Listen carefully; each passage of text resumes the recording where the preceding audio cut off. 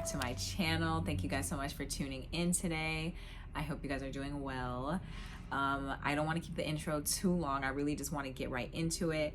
But if you're new here, thank you so much for watching. I'm a makeup artist. I work in film and TV, so a lot of my videos are centered around that. So if you're interested, definitely take a look at my other videos. I think you'd enjoy them. Don't forget to subscribe because I'm trying to hit 1K. So yeah, without further ado, let's get into it. So as you read by the title, I'm going to be talking about my worst freelance experience. Yeah, very #traumatizing. I wasn't sure if I should make this video just because you know how people get. If one of them finds this, you know, people be doing too much, whatever. But I'm gonna keep everything very anonymous, I guess you could say. I'm gonna do my best. But it's like, if you know, you know. Like, if you know me in real life, you know this story. But yeah, if you don't, then there's no way for you to trace anything back. So it's fine. Let's get right into it. So this job I worked, I think either last December or the year before that. I genuinely can't remember. I don't know why, but yeah, either last year or the year before that. And it was a low budget feature film, okay? So it was a feature, but it was very low budget. I don't really like doing low budget no more. It's just a no for me personally. And if you know, you know. If you've worked on a low budget production, you probably agree that it's not where it's at. So basically, the backstory on how I got this job was, so if you don't know, I went to makeup designery for makeup school.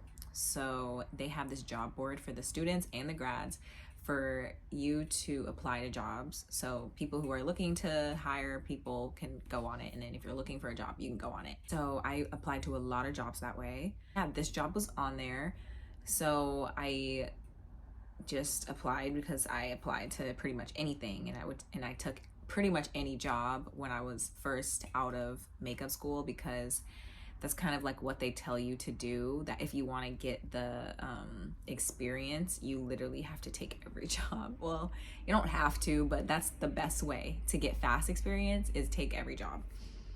Even if it's free, even if it's low budget, doesn't matter, just do it. It'll be good for you in the long run. So that was kind of the mindset I had going for that. So I applied, I ended up getting the job, great.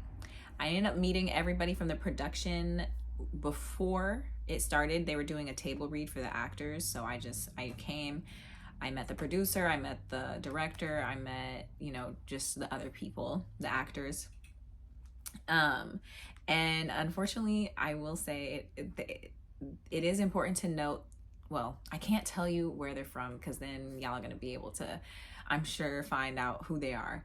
I'll put their flag up for like a second, so you better see it. If you can't figure it out, then I don't know.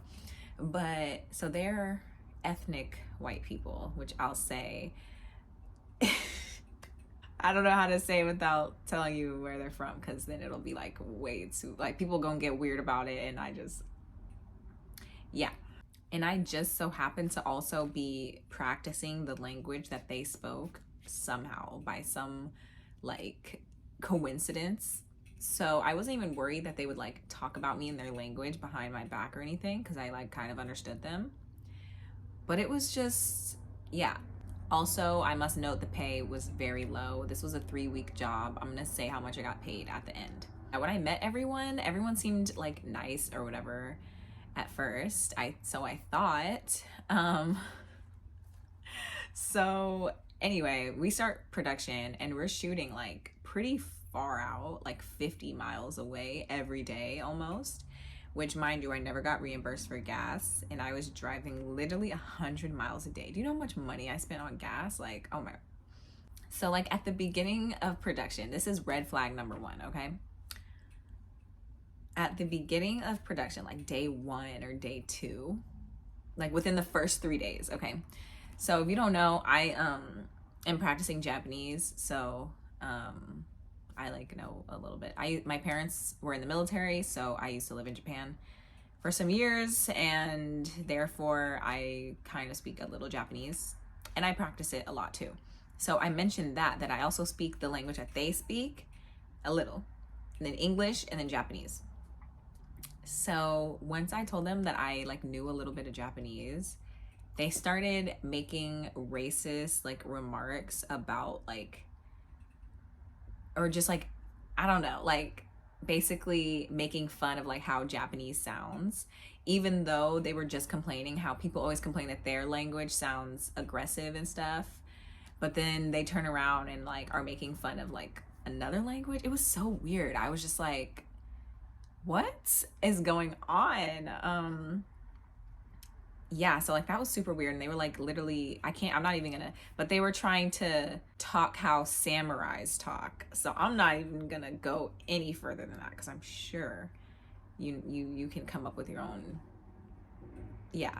So that was red flag number one, because I was just like, ooh, not you being like just straight up racist, like on day one, and not even seeing like how that, and they were just all laughing, and I was just like standing there. It was so weird. And red flag number two, okay, so because this was a low budget thing, obviously the crew wasn't huge, so it was kind of giving skeleton crew, but like a couple more people than that.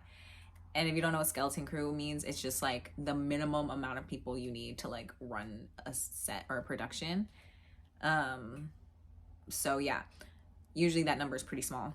But yeah, there was like a couple more people than skeleton crew. But the producer, though, there was like one or two producers. I don't really know. It was a weird thing going on. So the producer was like obsessed with me, and it was so creepy, y'all. This man would literally follow me around set and just nonstop talking to me about whatever the hell, being like, you're the most beautiful person I've ever seen. You should come visit my country and stay with me in my flat. Why? So you can fucking organ traffic me? No thanks. And it got so bad to the point where I literally would avoid him with like, every time he goes one way, I'm going the opposite way, like literally avoiding, not talking, not making eye contact, because I was just like, I can't be fake friendly anymore. I feel like that's giving him the wrong idea. So then after like 3 days of avoiding him, he comes up to me and he's basically like, why haven't you been talking to me? Like all this stuff. And it was so weird. And the thing about sets are you can't really, like, there's no HR, okay? And it's kind of just you fending for yourself, basically, because you could go to the producer. I mean, he was a producer, so you could go to the director, who's most likely friends with the producer. So what makes you think he's gonna reprimand his buddy? Like, come on now. So, and it was a pretty small crew. Most of them, a good amount of them didn't even speak English. So it's not like I can go complain to them in another language. Like, I don't know that much. Like, I had a very beginner level of their language that I had been practicing for like a year. But even still, like, there's only so much I can do. So I just kind of had to like deal with it and just do what I could. But yeah, super weird, creepy producer, and them being racist towards like Japanese people. So super weird. Oh, and then the infamous, yeah, if you know me in real life, you know this part of the story. So one day I came to set with gray sweatpants, a beanie, and like a chain, which was like a very small, like it wasn't even like flashy or anything. And they told me that I look like a rapper, y'all. Like, oh my God. Straight up racism. That is literally racist. I don't care what anyone says. The outfit was also not giving rapper. It was definitely giving like skater. So it was giving like skater boy vibes. Bitch, just ain't no, I don't know what type of rappers you've seen in your life, but I don't know any of them who dress like this, honestly. So yeah, that was like super not okay. Really uncomfortable situation, just because it's like, oh, okay, like just weird stuff. It's just like, why? Oh, and let me talk about the food, y'all. So first of all, the food was not hitting, okay, on anything. They gave us, okay, the crafty was trash. It was like coffee, tea, and like granola bars and oranges. Like, I can't live off of that. And then the lunch or dinner would be like their ethnic food, but it would be cold. And I'm not even talking about like good ethnic food. I'm talking like plain noodles and unseasoned chicken that had some name. And I was just like, ooh, no, baby, no. It would be like beans, beans, plain cooked noodles, and a plain cooked chicken. I'm not eating that. I'm sorry. Respectfully, all respect, I'm not eating that. I'm sorry.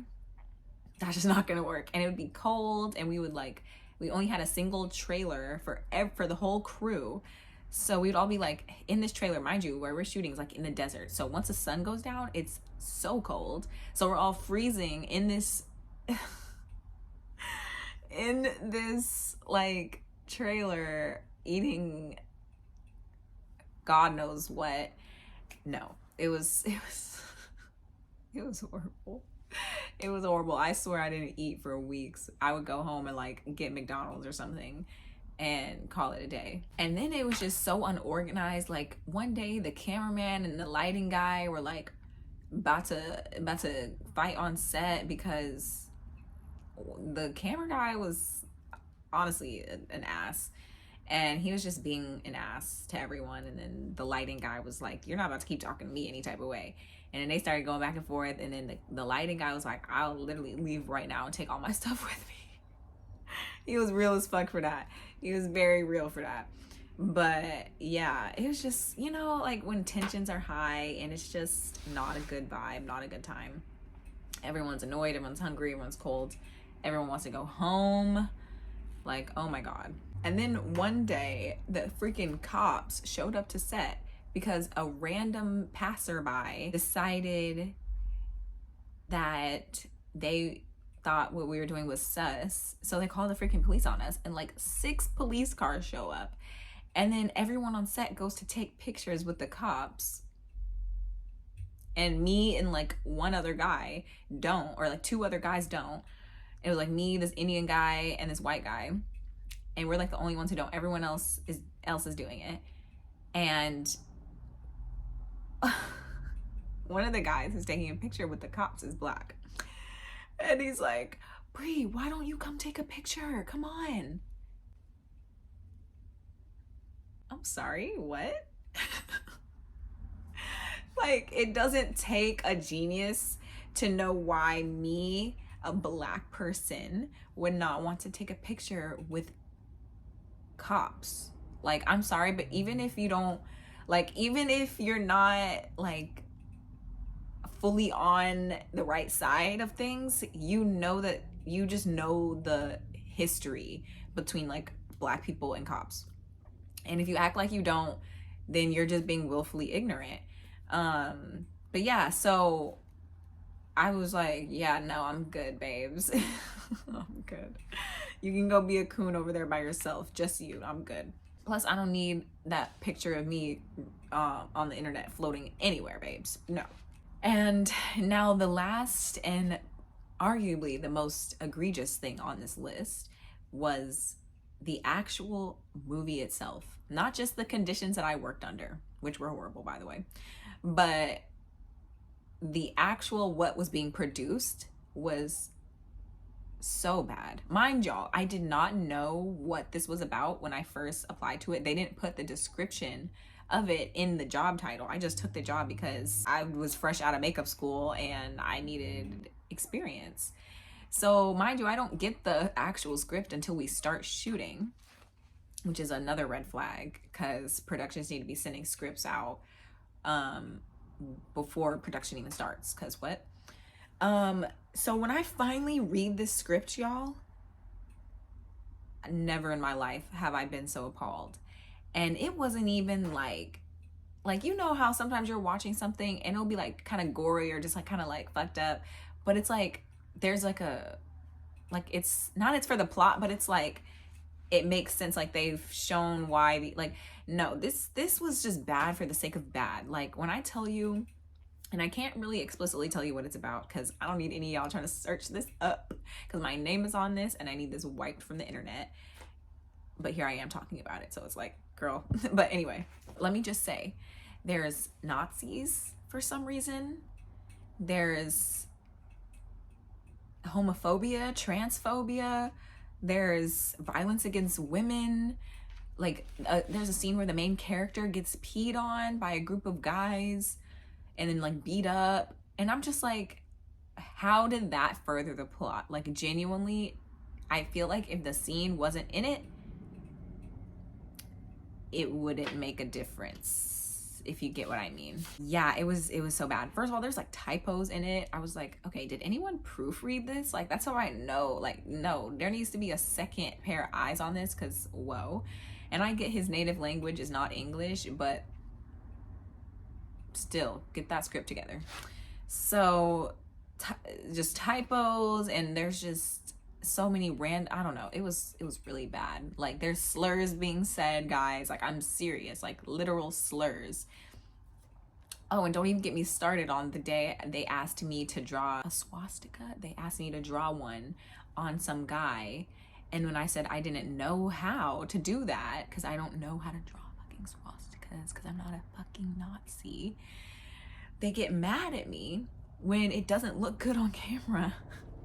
Obviously, because they didn't even tell me we needed tattoos before set. Because if I would have known that, I would have ordered temporary tattoos, guys. Like, this is why we communicate with makeup. This is why makeup artists get so mad at productions and directors and all y'all, because y'all don't plan good enough for the makeup department. You think it's just something that you can just figure out when you get there. No. We are a very vital part of production, and we need to be prepared. And the way we need to be prepared is by y'all telling us what we need to do before we get there. But that's just a rant, you know, as a makeup artist. I have many more of those. But yeah, it was just a whole thing, guys. Like, it was literally, oh, and let me tell you how much I made. So it was a 3-week job where I was traveling like 100 miles a day, like 5 days a week.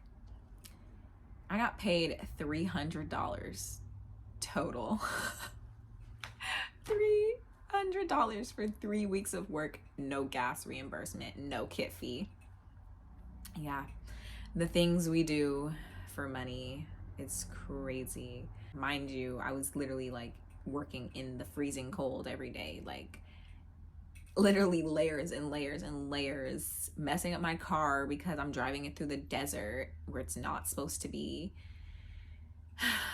And yeah, it was a mess. I think I hit all my points. Overall, bad experience, 0 out of 10. The only good thing I got from that was to say that I worked on a feature. Other than that, no, it was not the vibe, babes. And that is pretty much the end of this. I also have other bad story times, so if you guys are interested in that, definitely let me know in the comments. Don't forget to subscribe, and have a good day. Bye.